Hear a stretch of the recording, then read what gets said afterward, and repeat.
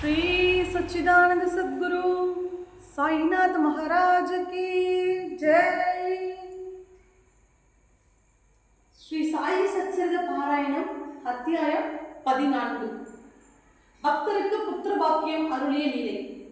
சாய்நாதா, ஞானிகளின் உத்தமரே, தயாளரே, குண கம்பீரரே, ஜெய ஜெய.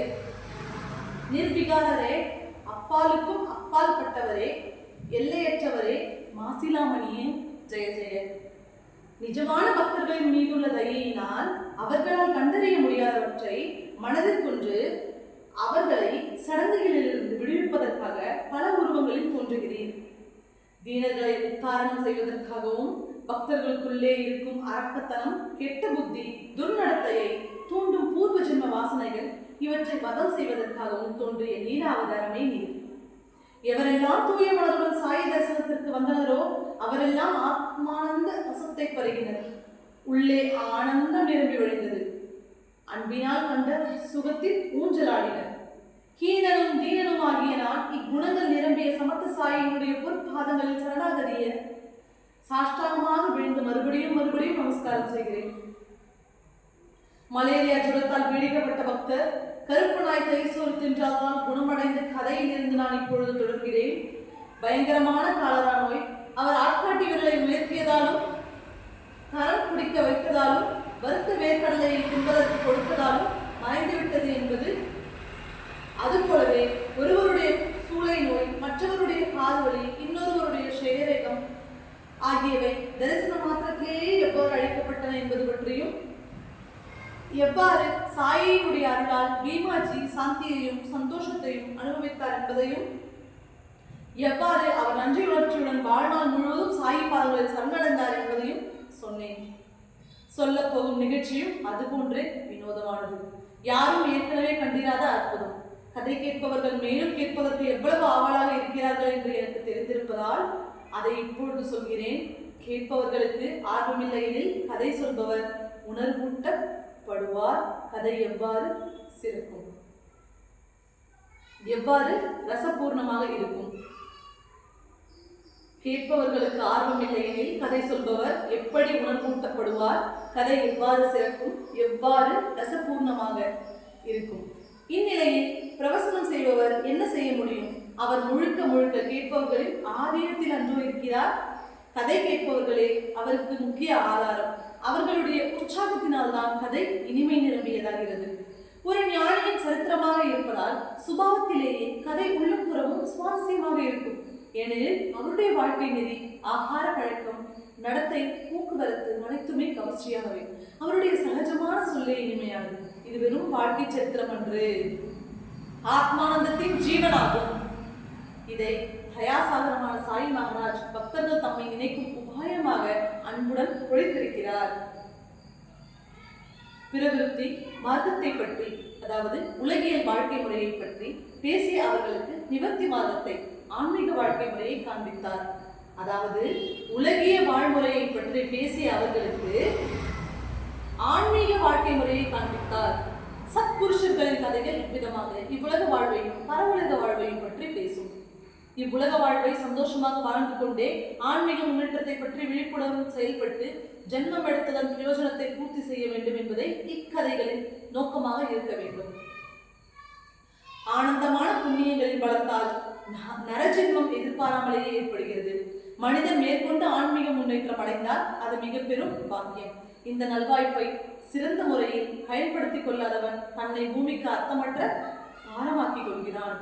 அவன் பெரும் மகிழ்ச்சி ஒரு மிருகத்தின் மகிழ்ச்சியை விட எப்படி அதிகமாக இருக்க முடியும்? அம்மாதிரியான மனிதன் கொம்புகளும் வாழும் இல்லாத மிருகமே அல்லனோ.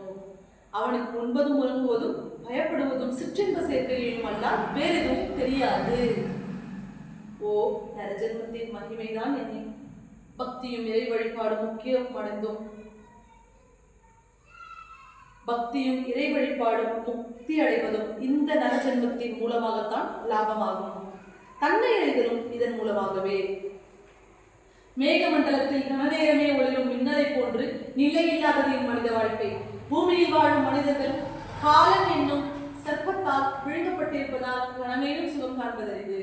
மாதா பிதா சகோதரன் சகோதரி மனைவி மகன் மகள் மாமன் ஆகியவர்களும் நதி பிரகாரத்தில் கட்டைகள் அடித்துக் கொண்டு வருவது போல் குறுகிய காலத்திற்கு ஒன்று சேர்கிறார்கள். ஒரு கணத்தில் கட்டைகள் ஒன்று சேர்கின்றன, அடுத்த கணமே அலைகளால் சிதறி அடிக்கப்படுகின்றன.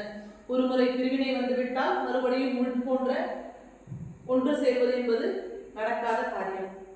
ஆத்மாவுக்கு ஹிதமானதை இந்த ஜென்மத்தில் சாதிக்காதவர் தன்னுடைய தாயாருக்கு பிரசவ வழியை கொடுத்தது வியர்த்தம். ஞானிகளின் பாதங்களை சரணடையாவிடின் அவனுடைய வாழ்க்கையே வீண். ஒரு பிராணி பிறந்த உடனே சாவின் பாதையில் நடக்க ஆரம்பிக்கிறது. சாவு இன்று வராது, நாளைக்கோ அல்லது நாளை மறுநாளோ தான் வரும் என்று நினைப்பவன் கண்ணையே ஏமாற்றிக் கொள்கிறான். காலனை பற்றிய நினைவு மனதை விட்டு மறைய வேண்டாம். இந்த தேகமானது கேவலம் காலனுக்கு உணவே. இதுதான் இவ்வுலக வாழ்வின் லட்சணம். ஆகவே உஷார். எவர் உலக விவகாரங்களை விவேகத்தோடும் ஞானத்தோடும் அணுகுகிறாரோ அவர் பிரயாசையின்றியே ஆன்மீக முன்னேற்றம் அடைவார். ஆகவே உலகியல் விவகாரங்களில் மந்தமோ சோம்பேறித்தனமோ உதவாது. மனித வாழ்வின் 4 புருஷார்த்தங்களில் அறம் பொருள் இன்பம் வீடு ஆர்வமின்மையோ உதாசீனமோ உதவாது. சாயியின் கதைகளை பிரேமையுடன் கேட்பவர்கள் வாழ்க்கையில் உயர்ந்த மேன்மையை அடைவார்கள். அவர்களுக்கு சாயியின் பாதங்களின் மேல் பக்தி வளர்ந்து சந்தோஷம் எனும் பெருநதி அவர்களுடையதாகும். சாயியின் மேல் பூரணமான பிரேமை கொண்டவர்கள் இக்கதை ஒவ்வொரு படியிலும் சாயியின் பொற்கமல பாதங்களை நினைவு கொள்வார்கள். இக்கதைகள் நிசப்தமானவை பற்றிய சப்தம் மிகுந்த வர்ணனை, இந்திரியங்களுக்கு அப்பாற்பட்டதை இந்திரியங்களால் சுவைத்த அனுபவம். ஆகவே இந்த அமிர்தமானத்தை எவ்வளவு அருந்தினாலும் திருப்தி கிடைப்பது அரிது. ஞானிகளுடைய மகிமை சொல்லுக்கு அப்பாற்பட்டது, அவர்களுடைய லீலையோ கற்பனைக்கு அப்பாற்பட்டது. வார்த்தைகளால் முழுமையாக விளக்கும் சாமர்த்தியம் யாருக்கு உண்டு? இக்கதைகள் எப்பொழுதெல்லாம் காதில் விழுகின்றனவோ அப்பொழுதெல்லாம் சாயை கண்முன்னே தோன்றுவார். அவ்வாறு அவர் இதயத்திலும் எண்ணங்களிலும் தியானத்திலும் சிந்தனையிலும் இரவு பகலாக நிலைத்து விடுவார். கனவிலும் நனவிலும் உட்கார்ந்திருக்கும் போதும் தூங்கும் போதும் சாப்பிடும் போதும் அவர் முன் தோன்றுவார். ஜனங்களிடையே நடந்து சென்றாலும் வனத்தில் நடந்து சென்றாலும் நீர் எங்கு சென்று வந்தாலும் அவர் உம்முடனேயே இருப்பார். இவ்வாறு அவரை நித்தியாசனம் செய்வதால் உம்முடைய மனம் உண்மன நிலையில் நுழைந்துவிடும். அனுதினமும் இவ்வாறு நடப்பின் உம்முடைய மனம் சச்சிதானந்தத்தில் கலந்துவிடும். இப்பொழுது முந்தைய அத்தியாயத்தின் முடிவில் குறிப்பிடப்பட்ட கதையை ஆரம்பிப்போம். கேட்பவர்களே கொஞ்சம் பயபக்தியுடன் கேளுங்கள். பாவ பக்தி என்பது ரவா கேசரியும் பூரியும் தின்பதை போன்றது. எவ்வளவு அதிகமாக தின்கின்றோமோ அவ்வளவு அதிகமாக ஆவலும் பெருகும். தொண்டை வரை தின்றாலும் முழு திருப்தி கிடைக்காது.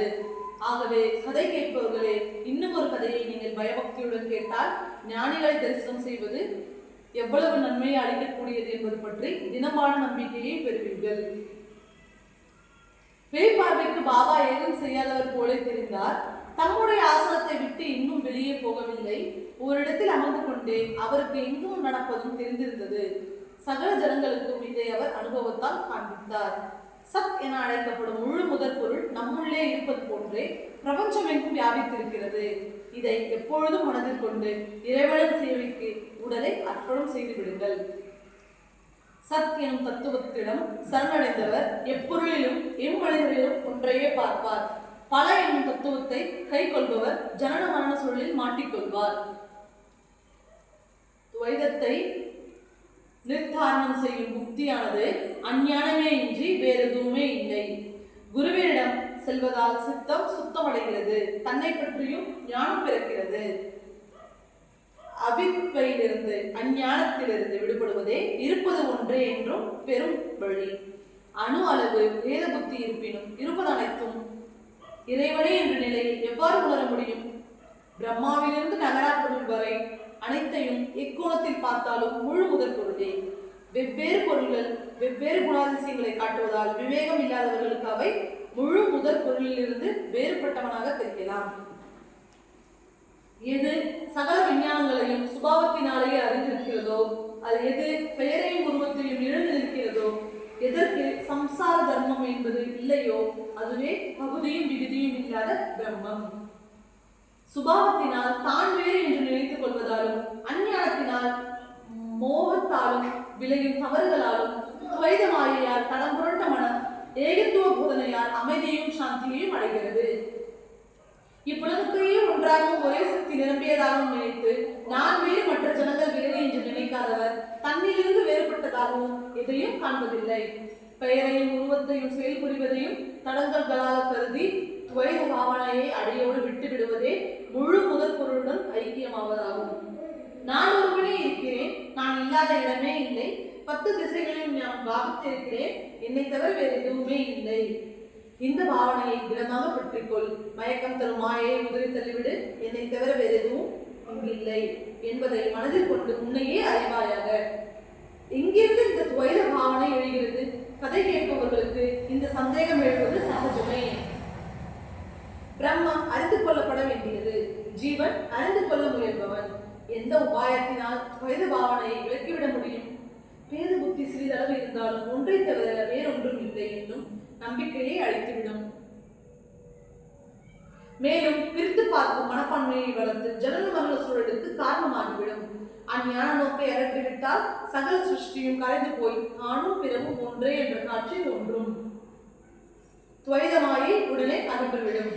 சுத்தமான நீரை கலந்தால் இரண்டும் ஒன்றாகி விடுகின்றன. முன்பு இருந்த நிலையும் பின்பு ஏற்பட்ட நிலையும் எவ்வித வித்தியாசமுமின்றி ஒன்றே ஆகிவிடுகிறது.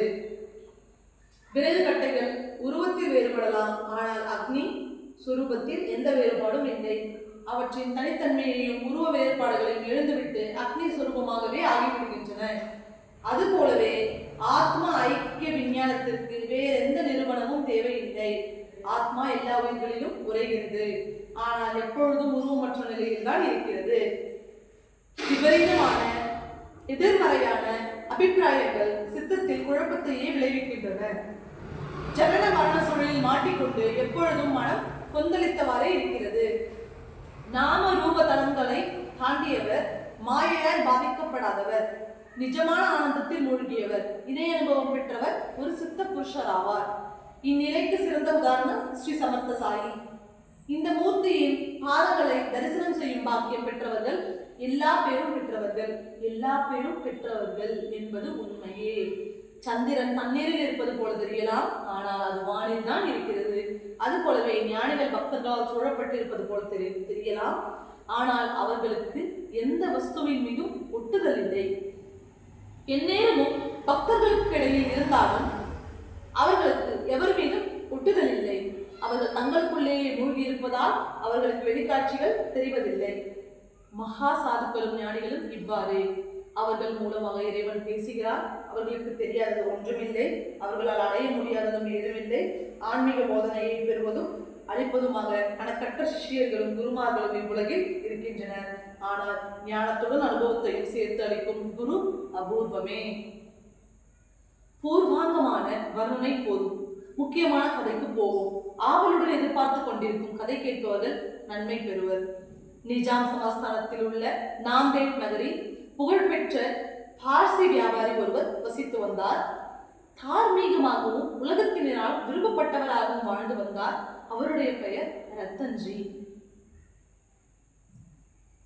அவருக்கு ஏராளமான செல்வமும் வண்டி குதிரை வலைநிலங்களும் காடுகளும் போன்று பல வகையில் சொத்துக்கள் இருந்தன. அவருடைய வீட்டின் கதவுகள் எல்லோருக்கும் திறந்திருந்தன. எவருமே அவருடைய வீட்டில் இருந்து முகத்தை தொங்க போட்டுக்கொண்டு திரும்பவில்லை. வெளிப்பார்வைக்கு அவர் மகிழ்ச்சி கடலில் மூழ்கி இருந்தாலும் இரவு பகலாக அவருடைய மனதை கவலை என்னும் பெரிய முதலை கடித்து தின்று கொண்டிருந்தது. எவருமே பூரணமான குறையொன்றுமே இல்லாத ஆனந்தத்தை அனுபவிக்க முடியாது என்பது இறைவனின் ஆணை போலும். ஒருவருக்கு ஒரு குறை, மற்றவருக்கு வேறு குறை. ஒவ்வொருவருக்கும் ஏதோ ஒரு கவலை அல்லது ஏக்கம் இருக்கவே செய்கிறது. ஒருவர் சொல்லலாம், நான் ஒருவனே சர்வ ஐஸ்வர்யங்களையும் பெற்ற உயர்ந்த மனிதன் என்று. கர்வத்தால் தலை வீங்கி கெட்ட வழிகளில் செல்ல ஆரம்பிக்கலாம். திருஷ்டி வந்துவிடுமோ என்று பயந்து ஒரு தாய் குழந்தைக்கு தாடையில் தம்முடைய விரலால் கருப்பு பொட்டு இட்டு விடுவது போல இறைவனும் அப்பழுக்கற்ற நற்குணவான்களுக்கும் கண்ணேறு வராத வகையில் ஏதோ ஒரு சிறிய குறையை வைத்து விடுகிறான் என்பது நிதர்சனமாக தெரிகிறது. நத்தஞ்சி அனுபவித்த பொன்னும் பொருளும் வருபவர்களுக்கு எல்லாம் அன்னவிடும் தர்ம சிந்தனையை அளித்தது. ஏழை எளியவர்களின் துயர் துடைக்க உதவிகளையும் செய்து வந்தார். எப்பொழுதும் மலர்ந்த போதுடன் இருந்தார். இவ்வாறு வெளியுலக பார்வைக்கு அவர் சந்தோஷமாக வாழ்பவராக தெரிந்தார். ஆனால் ஆண் சந்ததி இல்லாதவர்களுக்கு செல்வத்தின் மகிழ்ச்சி ஏது? ஒன்றன் பின் ஒன்றாக அவருக்கு 12 மகள்கள் இருந்தனர். எப்படி அவரால் மகிழ்ச்சியாக இருக்க முடியும்? எப்படி அவருடைய மனம் சாந்தி அடைய முடியும்? பக்தி இல்லாத பஜனை, ஸ்ருதியும் தாளமும் இல்லாத இசை, பூணூல் அணியாத பிராமணன் சோபை எங்கே இருக்கிறது?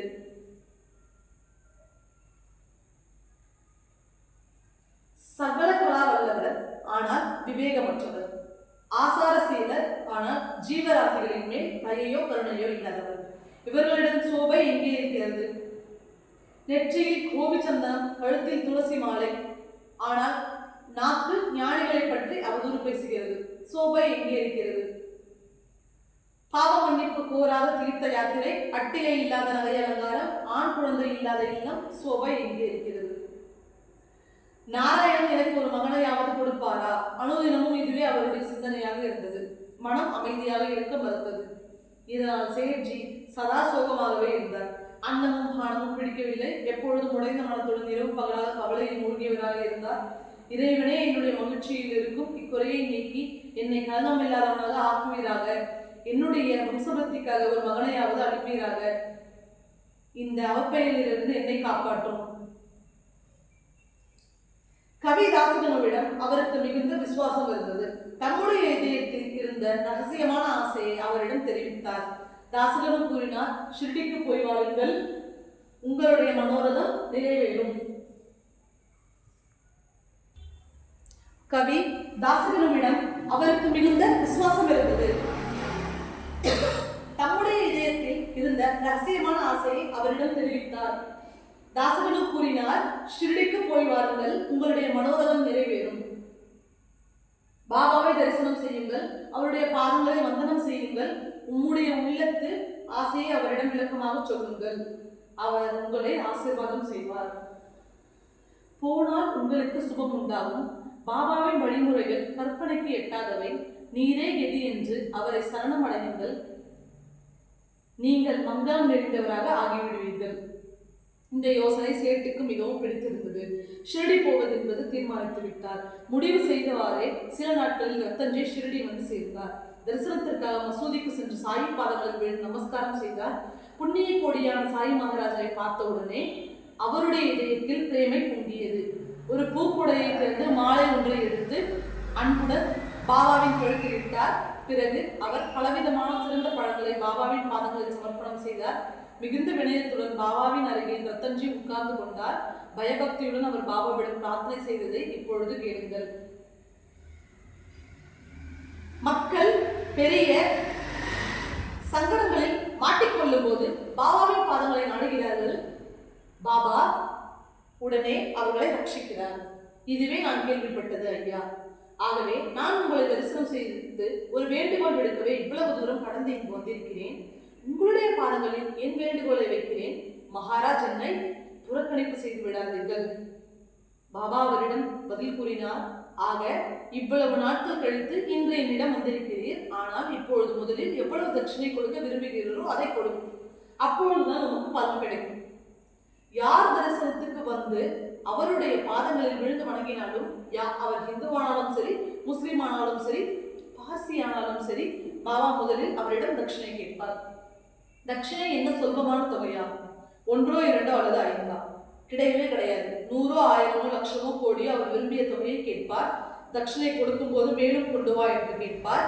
கையில் பணம் தீர்ந்து விட்டது என்று சொன்னால் கடன் வாங்கி கொண்டு வா என்று சொல்வார். யாரிடமும் மேற்கொண்டு கடன் வாங்க முடியாத என்ற நிலை ஏற்பட்ட பிறகுதான் தட்சிணை கேட்பதை நிறுத்துவார். அந்நிலையில் பக்தரிடம் சொல்வார், சிறிதும் கவலைப்படாதீர், நான் உனக்கு மூட்டை மூட்டையாக பணம் தருகிறேன், அமைதியாக என் அருகில் நற்சிந்தனையாக உட்காரும். இவ்வுலகில் ஒருவருக்கும் யாரோ இருக்கிறார், யாராவது ஒருவர் இருக்கிறார். ஆனால் எனக்கோ இங்கு யாருமே இல்லை. அல்லாஹ் மட்டும்தான் இருக்கிறார். என்னை தம்முடைய ஜீவ பிராணனை விட அதிகமாக அவர் நேசிக்கிறார். அவரே எனக்கு வேண்டும். அப்பேற்பட்டவருக்கு ஒரு மடங்கு கொடுத்தால் நான் 100 மடங்கு திருப்பி அளிப்பேன். கோடீஸ்வரராக இருக்கலாம். அவரும் எங்காவது ஏழை எளியவர்களும் தட்சிணைக்காக கடன் வாங்கி கொண்டு வரும்படி ஆணையிடப்பட்டார். செல்வரோ ஆண்டியோ, ஏழையோ, பணம் இல்லாதவரோ, பலம் இல்லாதவரோ, சாய் அவர்களுக்குள்ளே ஒரு முக்கியமானவர், மற்றவர் முக்கியமல்ல என்று வேதம் பார்த்ததில்லை. இவ்வாறு யாராக இருந்தாலும் சரி, தம்முடைய கௌரவத்தை எல்லாம் இறக்கி வைத்துவிட்டு பாபாவின் ஆக்ஞையை சிலமேற்கொண்டு ஏழைகளின் வீடுகளுக்கு சென்று பாபாவுக்கு தட்சிணை கொடுப்பதற்காக பிச்சை எடுத்தனர். சுருங்க சொன்னால், தட்சிணை கேட்டு வாங்கும் சாக்கில் பாபா அவர்களுக்கு பணிவை போதனை செய்தார். சுருங்க சொன்னால், தட்சிணை கேட்டு வாங்கும் சாக்கில் பாபா அவர்களுக்கு பணிவை போதனை செய்தார். ஒரு சாதுவுக்கு பணம் எதற்காக வேண்டும் என்று எவருக்கும் சந்தேகம் எழலாம். ஆனால் ஆழமாக சிந்தித்தால் மிக எளிதாக இந்த சந்தேகம் நிவர்த்தியாயிடும். எல்லா ஆசைகளும் முழுமையாக நிறைவேறியவர் என்றால் அவர் தட்சணை எதற்காக கேட்க வேண்டும்? பக்தர்களை பணம் கேட்பவரை விருப்பமேதும் இல்லாதவர் என்று அவர் எவ்வாறு சொல்ல முடியும்? எவருக்கு வைரமும் சிக்கிமுக்கி கல்லும் ஒன்றோ, எவருக்கு தாமிர காசும் தங்க மகரமும் ஒன்றோ, அவர் எதற்காக பணத்துக்காக கை நீட்டுகிறார்? வயிற்று பிழைப்பதாக பிச்சை எடுப்பவர், ஏழ்மையும் பற்றற்ற வாழ்வையும் விரதமாக கொண்டவர், ஆசைகள் ஏதுமின்றி வைராக்கியத்துடன் வாழ்பவர் எதற்காக தட்சிணை எதிர்பார்க்கிறார்? எவருடைய வாசலில் அஷ்ட சக்திகளும் காத்துக் கொண்டிருக்கின்றனவோ, எவருடைய ஆணை நவநிதிகளும் எதிர்பார்த்து கொண்டிருக்கின்றனவோ அவருக்கு பணம் தேவைப்படும் இழிநிலை ஏன்? இவ்வுலக இன்பங்களை தூவென்று உதறியவர்களுக்கு பரவுலக வாழ்வையும் வெறுத்து லட்சியம் செய்தாதவர்களுக்கும் எங்கு நன்மை இருக்கிறது என்பதை நன்கறிந்த பற்றற்ற சாதுகளுக்கு பணம் எதற்காக தேவைப்படுகிறது? பக்தர்களின் சேமத்திற்கும் மங்களத்திற்காகவுமே வாழும் ஞானிகளுக்கும் சாதுகளுக்கும் சான்றோர்களுக்கும் செல்வம் எதற்காக? சாதுக்கள் எதற்காக தட்சிணை கேட்கிறார்கள்? அவர்களுடைய மனம் ஆசையற்று இருக்க வேண்டும். பக்கீராக ஆகியும் பணத்தாசை விடாமல் பைசாவை ஏன் நித்திய ஆராதனை செய்கிறார்கள்? முதல் தரிசனத்தின் போது தட்சிணை ஏற்றுக்கொள்கிறார், இரண்டாவது தரிசனத்தின் போது மறுபடியும் தட்சிணை கேட்கிறார், விடை பெற்றுக் கொள்ளும் போது தட்சிணை கொண்டு வரும் என்று இன்னொரு முறை கேட்கிறார். ஒவ்வொரு நிமிடமும் எதற்காக தட்சிணை? சடங்குகளுடன் ஆசாரமாக செய்யும் பூஜையில் ஆசமனம் செய்வதற்கு நீர் அளிக்கப்படுகிறது. நெய்வேத்திய படையில் ஆனவுடன் கைகளையும் வாயையும் அலம்பிக் கொள்வதற்கு நீர் அளிக்கப்படுகிறது. பிறகு கைக்கு வாசனை திரவியம் பூசிய பின் தாம்பூலம் அளிக்கப்படுகிறது. இதெல்லாம் நடந்து முடிந்த பிறகு கடைசியாக தான் தட்சிணை அளிக்கப்படுகிறது. ஆனால் பாபாவின் கிரமமே வேறு. சந்தனம் பூசப்பட்டிருக்கும் போதே, அக்ஷதை அலங்காரம் செய்யப்படும் போதே தட்சிணை உடனே கொண்டு வர வேண்டும் என எதிர்பார்ப்பார். ஓம் தத் சத் பிரம்மார்ப்பணமஸ்து என்றும் ஓதி பூஜையின் முடிவில் கொடுக்க வேண்டிய தட்சிணையை சுக்லாம்பரம் குட்டும் போதே பாபா கேட்பார். அதை உடனே கொடுத்து விட வேண்டும். இருப்பினும் இந்த சந்தேகத்தை பெருமுயற்சி ஏதும் எடுக்காமலேயே நிவர்த்தி செய்து கொள்ளலாம். கொஞ்சம் கவனமாக கேட்ட பின் நீங்கள் நன்கு புரிந்து கொள்வீர்கள். செல்வம் சேமிப்பதின் நோக்கமே தர்ம காரியங்களில் செலவிட வேண்டும் என்பதுதான். அதற்கு பதிலாக அல்பமான பொருளின் நுகர்ச்சியே அது செலவாகி விடுகிறது. செல்வம் தர்மத்தை வளர்க்க வேண்டும், தர்மத்திலிருந்து இறைஞானம் தோன்றும். செல்வம் இவ்விதமாக நம்மை ஆன்மீக பாதையில் அழைத்து சென்று மனதிற்கு மகிழ்ச்சியையும் சாந்தியையும் அளிக்கிறது. ஆரம்பத்தில் வெகுகால பரியந்தம் பாபா எதையும் ஏற்றுக்கொள்ளவில்லை. இருந்து போன தீக்குச்சிகளையே சுயர்த்து ஜோபி நிறைய வைத்திருந்தார். பக்தர் அல்லாதவரோ அவர் எவரிடமும் எதுவும் கேட்கவில்லை. யாராவது ஒருவர் அவர் முன் ஒரு தம்பிடியோ துகானியோ, அதாவது பிரிட்டிஷ் அரசு காலத்து இந்திய நாணயம், ₹1 64 ஒரு பங்காகிய காலனாவை விட மதிப்பு குறைந்த தாமிர நாணயங்கள், அக்காசுக்கு புகையிலையோ எண்ணெயோ வாங்கிக் கொள்வார். அவருக்கு புகையிலையின் மேல் பிரேமை. பீடியோ அல்லது சிலிமோ பிடிப்பார். சிலிம் செய்த சேவை எல்லையற்றது. அது புகையாத நேரமே இல்லை. பிறகு யாரோ ஒருவருக்கு தோன்றியது, ஞானியை தரிசனம் செய்ய எப்படி வெறுங்கையுடன் செல்வது. ஆகவே அவர் கையில் சிறிது தட்சணை எடுத்துக்கொண்டு சென்றார். ஒரு தம்பிடி கொடுக்கப்பட்டால் பாபா அதை உத்தம் ஜோபியில் போட்டுக் கொள்வார். ஆனால் எவராவது 2 பைசா நாணயத்தை வைத்தால் அதை யார் வைத்தாரோ அவரிடமே திருப்பி கொடுத்து விடுவார். வெகு காலம் இதுவே அவருடைய கிரமமாக இருந்தது. சில காலத்துக்கு பிறகு பாபாவின் மகாத்மியம் பரவியது. பக்தர்களுக்கு கூட்டம் ஷிரடியில் குழுமியது. சாஸ்திர விதிகளோடு கூடிய பூஜையும் ஆரம்பிக்கப்பட்டது. சாஸ்திர விதிகளின்படி எந்த பூஜையும் பொன்னும் மலர்களும் தட்சிணையும் சமர்ப்பணம் செய்யப்படாமல் நிறைவு பெறாது. இதை நித்திய வழிபாடு செய்தவர்கள் அறிந்திருந்தனர். மன்னனுக்கு ராஜ்யாபிஷேகம் செய்யும் போது, பாத பூஜை செய்யும் போதும் குடிமக்கள் பரிசுகளையும் வெகுமதிகளையும் கொண்டு வருகின்றனர். அதுபோலவே குரு பூஜைக்கும் தட்சிணை சமர்ப்பணம் செய்யப்பட வேண்டும். தட்சிணை கொடுப்பவர்கள் உயர்ந்த பதவியை அடைகின்றனர். பொருளை தட்சிணையாக கொடுப்பவர்கள் உயர்ந்த ஞானத்தை அடைகிறார்கள். பொன்னை தட்சிணையாக கொடுப்பவர்கள் மன தூய்மையை அடைகிறார்கள் என்று வேதம் பொழிகிறது. அரைத்த சந்தனத்தை தெய்வத்திற்கு பூசுவதால் மங்களம் உண்டாகிறது. அக்ஷதை சமர்ப்பணம் செய்வதால் ஆயுள் திருப்தியாகிறது. மலர்களும் தாம்பூலமும் செல்வத்தையும் அஷ்ட ஐஸ்வர்யங்களையும் அளிக்கின்றன. அது போலவே தட்சிணை நிறைந்த செல்வத்தை அளிக்கிறது. எப்படி சந்தனமும் அக்ஷதையும் மலர்களும் தாம்பூலமும் பூஜை திரவியங்களில் முக்கியமானவையோ, அப்படியே தட்சிணையும் ஸ்வர்ண புஷ்பமும் மிகுந்த செல்வத்தை அடைய முக்கியமானவை. தெய்வ பூஜைக்கு தட்சிணை அவசியமானது. ஒரு விரதத்தை முடிக்கும் போது தட்சிணை கொடுக்கப்பட வேண்டும். உலகிய விவகாரங்களை எல்லாம் பணத்தை கொடுத்தும் வாங்கியுமே நடக்கின்றன. தங்களுடைய புகழையும் கௌரவத்தையும் தக்க வைத்துக் கொள்ள மக்கள் அம்மாதிரியான சமயங்களில் தாராளமாகவே செலவு செய்கின்றனர். ஹிரண்ய கற்ப கற்பஸ்தம் என்னும் ஆரம்பிக்கும் மந்திரத்தை போதி ஒரு தெய்வத்தின் பூஜையை தட்சிணை அளிக்க வேண்டும் என்பது வழக்கமாக இருக்கும் போது, ஒரு ஞானியை பூஜை செய்யும் போதும் ஏன் தட்சிணை கொடுக்க கூடாது? ஒரு மகானை தரிசனம் செய்ய போகும்போது அவரவர்களுடைய ஞானத்திற்கு ஏற்றவாறு பலவிதமான எண்ணங்களுடன் நோக்கத்துடனும் மக்கள் செல்கின்றனர். இது விஷயத்தில் ஒருமையை எதிர்பார்க்க முடியாது. சிலர் பக்தியுடனும் விசுவாசத்துடனும் செல்கின்றனர். சிலர் ஞானியினுடைய சக்தியை சோதனை செய்ய செல்கின்றனர். சிலர் தங்களுடைய மனத்தில் என்ன இருக்கிறது என்பதை கண்டுபிடிக்க முடிந்தால்தான் அவர் ஞானி என்று நினைக்கின்றனர்.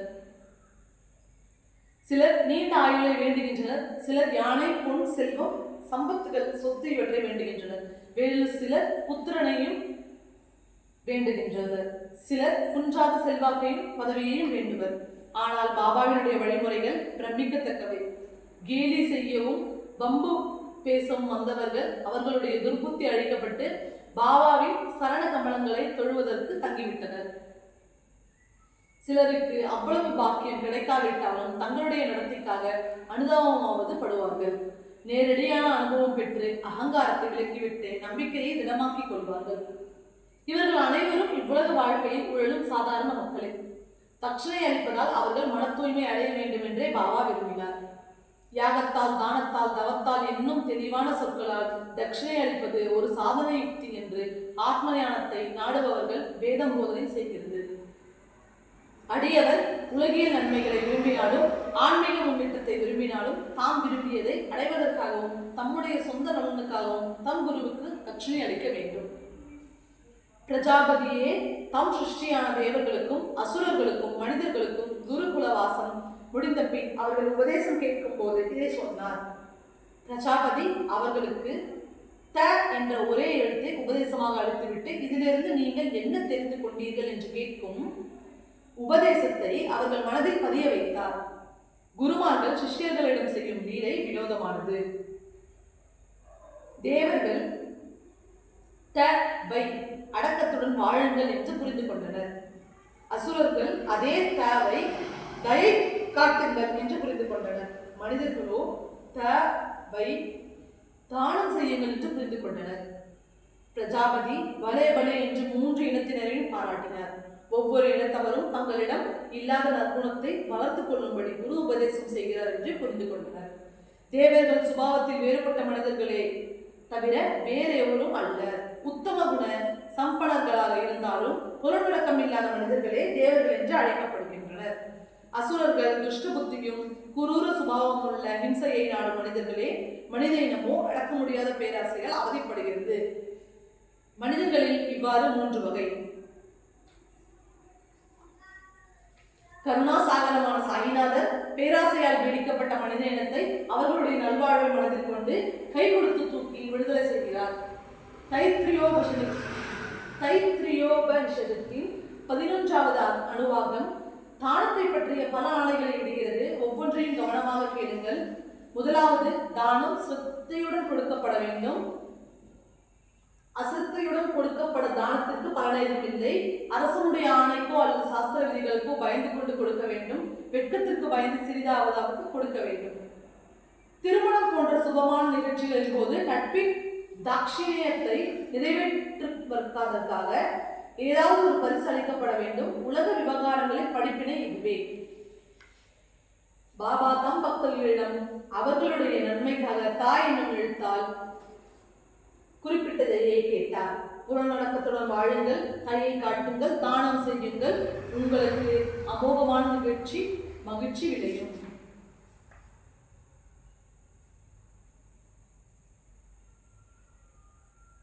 குருராயர் இந்த ஓரெழுத்து மந்திரத்தை தம் சிஷியர்கள் 3 தோஷங்களில் இருந்தும் விடுபட வேண்டும் என்பதற்காகவே உபயோகித்தார்.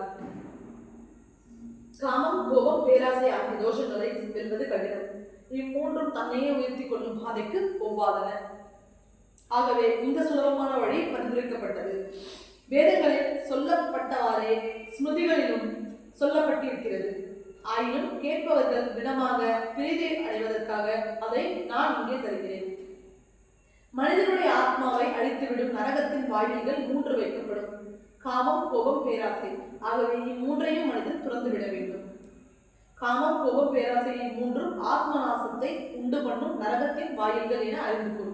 ஆகவே இம்மூன்றையும் முற்றும் துறந்துவிடும். பரம தயாளரான சமர்த்த சாயி தம்முடைய பக்தரின் நலனுக்காகவே தட்சிணை கேட்டு வாங்கினார். அவர்களுக்கு தியாகம் செய்ய வேண்டும் என்ற படிப்பினை சொல்லிக் கொடுத்தார். தட்சிணையால் அவருக்கு என்ன பெரிய பிரயோஜனம்? குருவினுடைய ஆணைக்கு கட்டுப்பட்டு உயிரையும் கொடுத்த தயாராக இல்லாதவனுடைய ஆன்மீக வாழ்வு எப்படி உயர்வானதாகும்? வாஸ்தவமாக பக்தர்களின் ஆன்மீக முன்னேற்றத்தை தவிர பாபாவுக்கு தட்சிணையால் என்ன உபயோகம்? அவர் உயிர் வாழ்வதற்கு தட்சிணையா நம்பியிருந்தார். பசியாற்றுவதற்கு அவர் பிச்சை எடுத்தார். ஆகவே தட்சிணை வாங்குவதில் சுயலாப நோக்கம் எதுவும் இருந்திருக்க முடியாது. தட்சிணை கொடுப்பதால் பக்தர்கள் மன தூய்மை பெற வேண்டும் என்பதே அவருடைய ஒரே லட்சியமாக இருந்தது. மேலே சொல்லப்பட்ட வேத வசனத்தின்படி தட்சிணை கொடுக்கப்படாமல் குரு பூஜை முடிவு பெறாது. போதும். தட்சிணையை பற்றிய பிரசங்கனம். பேராசைகளோ சுயநலத்திற்காகவோ தட்சிணை கேட்கப்படவில்லை என்பது பக்தர்களின் நலனுக்காகவே கேட்கப்பட்டது என்பதுமான முக்கியமான கருத்து நன்கு தெளிவாக்கப்பட்டுவிட்டது. ஆகவே இப்பொழுது ஏற்கனவே விரிவாக சொல்லப்பட்ட கதையை தொடர்வோமாக. சேட் ரத்தன்ஜி பாபாவுக்கு தட்சிணை கொடுத்த போது பாபா புரிந்த அற்புதமான லீலையை கேளுங்கள். கேட்பவர்கள் கிருபை கூர்ந்து இந்த அற்புதமான கதையை கவனத்துடன் கேட்க வேண்டும். சாயின் எங்கும் நிறைந்த தன்மையையும் விசேஷமான குணத்தையும் அவர்களே காணலாம். சேட்ஜியை பாபா தட்சிணை கேட்டபோது பழைய நிகழ்ச்சி ஒன்றை பேசினார்.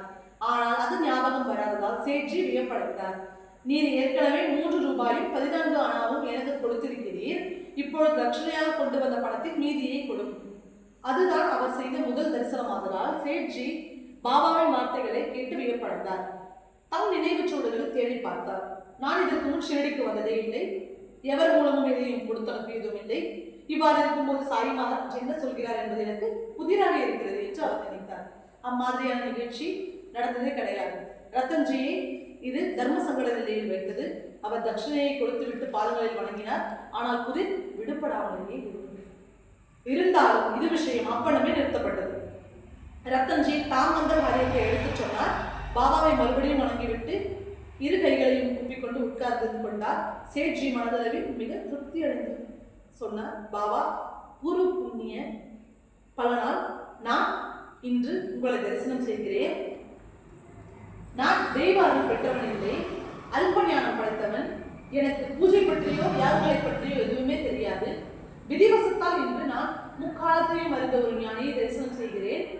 என்னுடைய மனக்குறையை நீங்கள் நன்கு அறிவீர்கள். கிருபாநதியே, தயாளரே, இந்த விசுவாசமுள்ள அடியவனை உம்முடைய பாதங்களிலிருந்து விலக்கி விடாதீர்கள்.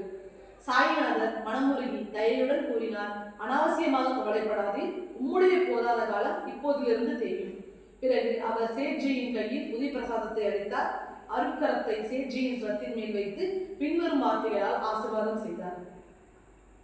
அல்லாஹ் உம்முடைய வேண்டுதலை பூர்த்தி செய்வார். ரத்தன்ஜி விடைபெற்றுக் கொண்டு நான்கே திரும்பினார். தாசகனிடம் ஷிரடியில் நடந்ததை எல்லாம் விரிவாகவும் வரிசை கிரமமாகவும் விவரித்தார்.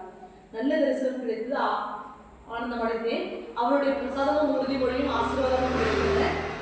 எல்லாமே மிக திருப்திகரமாக நடந்தன. ஆனால் ஒரு விஷயத்தை மட்டும் என்னால் புரிந்து கொள்ள முடியவில்லை. மகாராஜ் எனக்கு சொன்னது என்னவென்றே புரியவில்லை. 3 ரூபாய் 14 அணா நீர் ஏற்கனவே கொடுத்து விட்டீர் என்று எனக்கு தெரியும் என்றார். பாபா என்ன தெரிவிக்கிறார் என்று எனக்கு தெளிவாக எடுத்துச் சொல்லுங்கள்.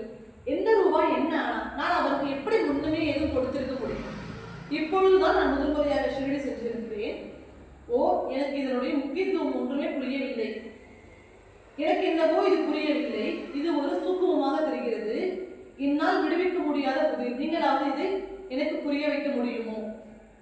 இது ஒரு மர்மமாகத்தான் இருந்தது. தாசகரோ இதனுடைய சூக்குமம் என்னவாக இருக்கும் என்று யோசனை செய்ய ஆரம்பித்தார். மனதில் எந்த சூக்குமமும் தென்படவில்லை. சிறிது நேரம் ஆழமாக சிந்தித்த பிறகு அவருக்கு திடீரென்று ஞாபகம் வந்தது. மௌலி சாஹிப் என்ற முஸ்லிம் ஞானியின் உருவம் அவருடைய மனக்கண் முன் தோன்றியது. இஸ்லாம் மதத்தில் பிறந்த அவர் வாழ்முறையில் ஒரு ஞானி, பளுதூக்கும் கூலியாளராக வேலை செய்தார். விதிவசத்தால் அமைந்த வாழ்க்கையை நடத்தினார். அவருடைய சரித்திரத்தை இங்கு விவரிக்க புகுந்தால் பிரதானமாக கதையிலிருந்து பாதை பிரித்துவிடும். நாந்தேடியில் இருக்கும் மக்கள் அனைவரும் அவருடைய வாழ்க்கை சரித்திரம் தெரியும்.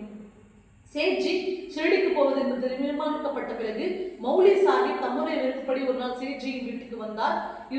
இருவர்களுக்கும் இடையே அளவு கடந்த அன்பு இருந்தது. மௌலி சாஹிப்புக்கு பூமாலையும் பழங்களும் உபசாரமாக அளிக்கப்பட்டன. அந்த சமயத்தில் மௌலி சாஹிப்புக்கு ஒரு சிற்றுண்டியாவது அழைக்க வேண்டும் என்று சேட்ஜி திடீரென்று மனத்தால் உதயமாகியது.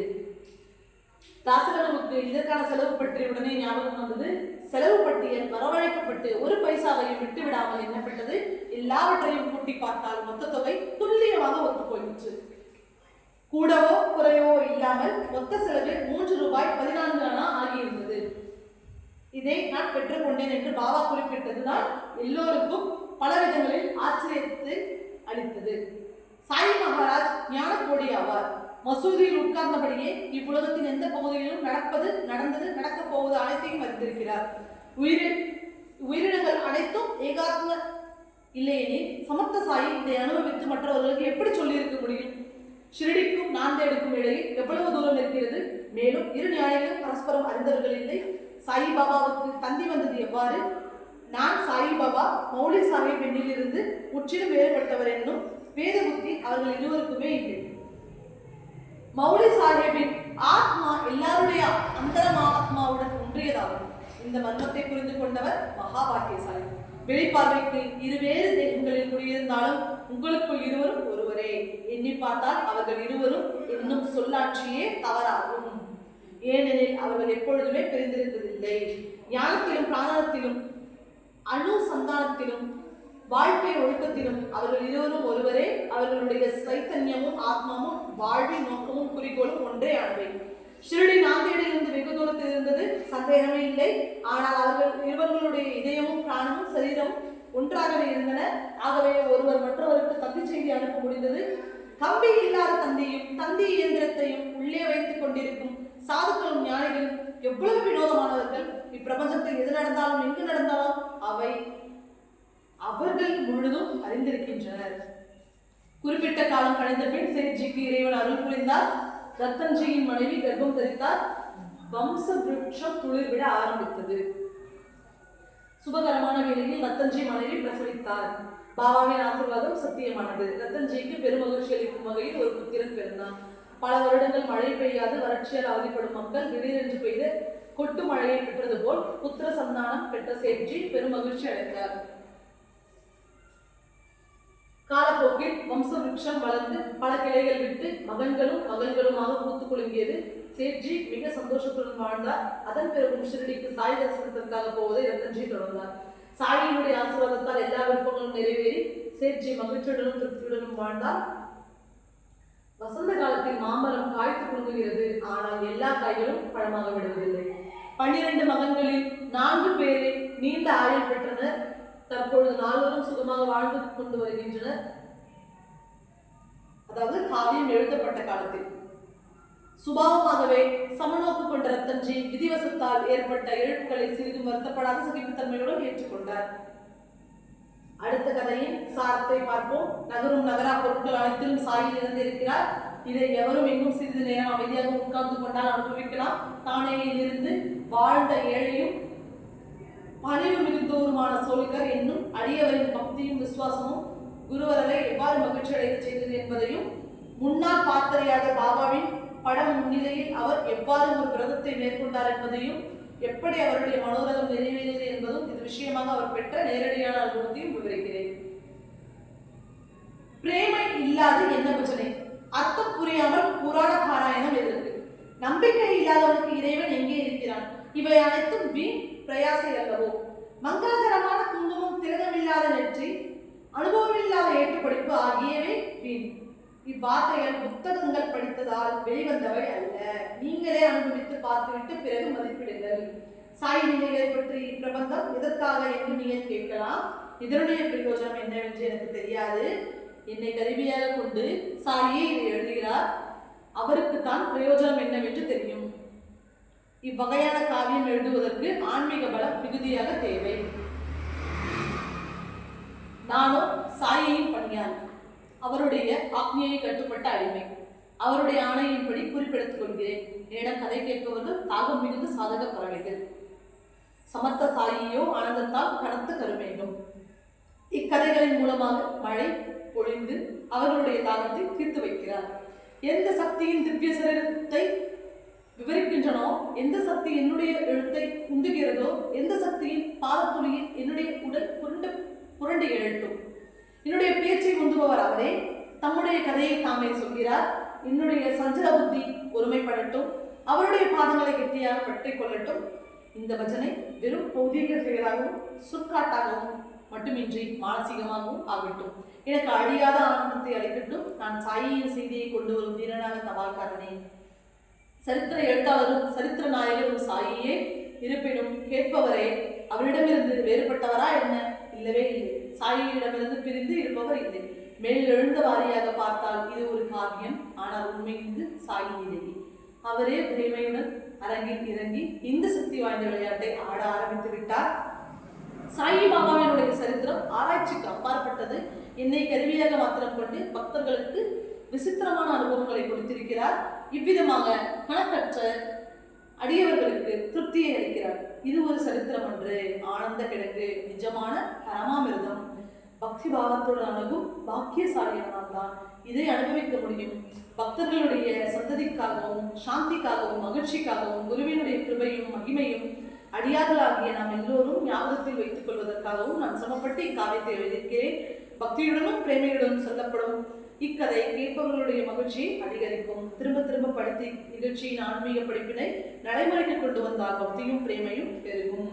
இரவு பகலாக கேட்டால் மாயை மோகம் ஆகிய பந்தங்கள் அறிந்துவிடும். அறிபவன் அறியப்படும் பொருள் அறியும் செயல் என்னும் பேதங்கள் மறைந்துவிடும்.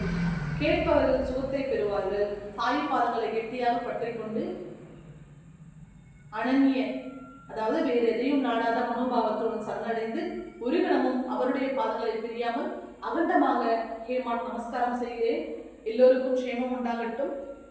ஞானிகளாலும் சான்றோர்களாலும் நோர்வூட்டப்பட்ட சாய் பக்தன் ஹேமட் பந்தால் இயற்றப்பட்ட ஸ்ரீ சமர்த்த சாயி சச்சரிதம் என்னும் காவியத்தில் சேட் ரத்தன்ஜி சாயியின் தரிசனம் செய்தது இன்னும் 14வது அத்தியாயம் மற்றும் ஸ்ரீ சத்குரு சாய்நாதருக்கு அர்ப்பணம் உண்டாகட்டும். ஸ்ரீ ஷிரடி ஃபக்கீர் சாய்நாத் மகாராஜ் ஜெய்.